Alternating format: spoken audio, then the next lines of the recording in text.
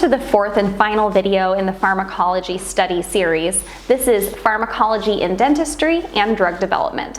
Join me over at the whiteboard and we're going to get this started.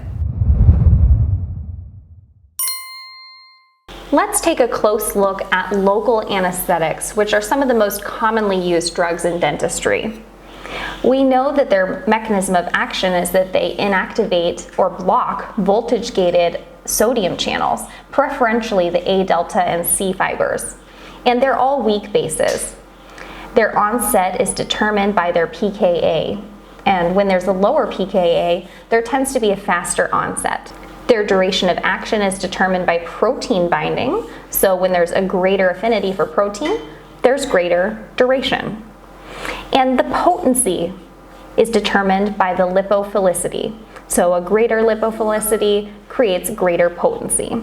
Because local anesthetics are inherently vasodilators, they alone will cause vasodilation. So a vasoconstrictor, such as epinephrine, tends to be included in most local anesthetics, and this will help prolong the duration of anesthesia and reduce systemic toxicity because the anesthetic stays locally. So each carpule typically includes a local anesthetic, a vasoconstrictor, an antioxidant, such as sodium metabisulfite, the solution itself, and a preservative. Ester local anesthetics are metabolized in the plasma by pseudocholinesterase enzymes, and they're more strongly associated with allergic responses. So Novocaine is actually an ester local anesthetic. Nowadays, most anesthetics are amides, and they're metabolized in the liver by the microsomal P450 enzymes.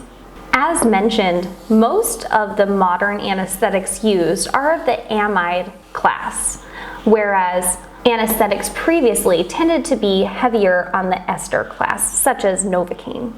Procaine, or Novocaine, is no longer frequently used as a dental local anesthetic, although patients know it by name. And some of these ester anesthetics have a slow onset. Most of the amides tend to have a faster onset, except for bupivacaine, which is slower but can be long-acting when given as a block, not when giving bupivacaine as a infiltration. So when bupivacaine, or brand name Marcaine, is given as a block, it can be long-acting. During your studies, I also encourage you to take a look at some of the common calculations with local anesthetic. This can help you determine when you will reach a maximum or even how much of an anesthetic has actually been given. You may know the number of carpules, but do you know the number of milligrams of the agent that was dispensed? So take a look at that. So in your decks, there are some formulas. You can follow how to calculate how much local anesthetic and how much vasoconstrictor were given. Management of xerostomia is typically accomplished through sialagogues, including pilocarpine, which is a cholinergic receptor agonist, or xylitol, which can actually cause you to masticate more, and mastication will stimulate saliva production. Symptomatic relief can also be achieved with saliva substitutes and oral moisturizers. Management of oral fungal infections, such as Candida albicans, can be accomplished with either topical or systemic medications. Some of the topicals tend to be nystatin or clotrimazole, whereas systemics tend to be fluconazole and ketoconazole. Let's take a look now at fluoride formulations.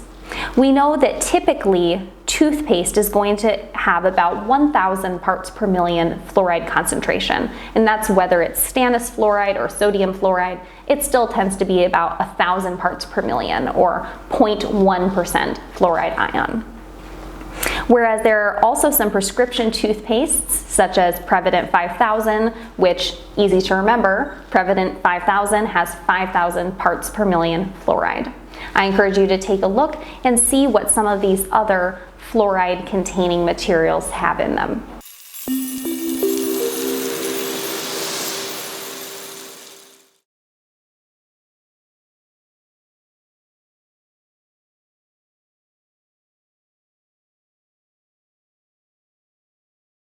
Let's take a look at fluoride supplementation by going to the whiteboard. For pediatric patients, especially those with high caries risk, fluoride supplementation may be appropriate. And it's important to know where the patient's water supply comes from and also if they are using that water supply. Fluoride ion concentration in community water supply typically falls in these three categories. And when we consider the patient's age as well, we can determine how much supplementation, if any, is appropriate. And we need to keep in mind as well that if other sources of fluoride are entering the patient's body, including fluoride tablets, that there are certain doses that can be dangerous for the patient, including the probable toxic dose, which is 5 milligrams per kilogram of the patient's weight, and the probable lethal dose, which would be about 15 milligrams per kilogram. Your exam may ask you to calculate the fluoride concentration that a patient is exposed to. For example, how many milligrams of fluoride ion are in a 1 gram smear of 0.24% sodium fluoride? I encourage you to walk through this calculation and possibly pause the video to make sure you have a firm understanding of this. The same is true for a question that could ask you about a patient ingesting toothpaste. How much have they been exposed to? And is it possible that this is below or above the toxic dose? Thankfully, in this example, the amount of fluoride ingested is not above the probable toxic dose. Some of the most common medicaments used for caries prevention and management include fluoride, silver-diamine fluoride, casein phosphopeptide, chlorhexidine, xylitol, and other sugar alcohols. Fluoride promotes remineralization, and it has antibacterial properties, and it has excellent evidence supporting it.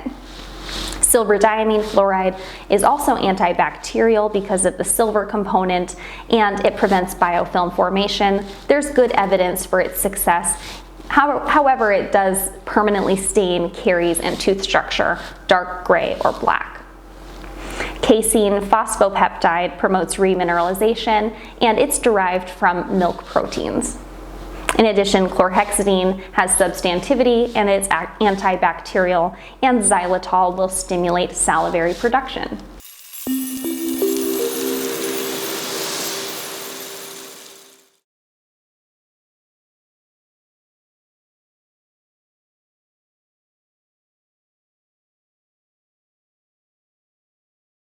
Drug development is the final part of our video, and we know that drug development takes time. So it progresses through basic research and an understanding of how things work, to early drug discovery, preclinical studies, clinical trials, and then the Food and Drug Administration, or FDA, review, and then there's continuous review when a drug has hit the market. So clinical trials are important for drugs to be safe and for them to be approved.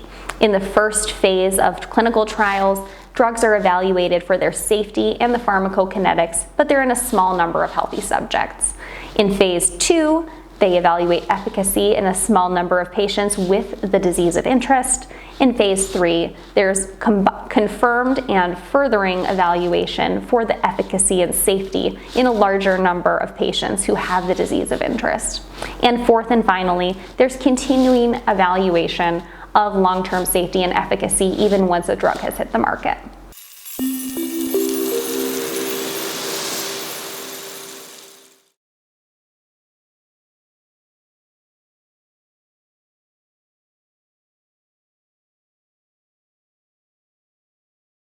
Thank you for joining me to discuss pharmacology in dentistry and drug development. That's a wrap for pharmacology.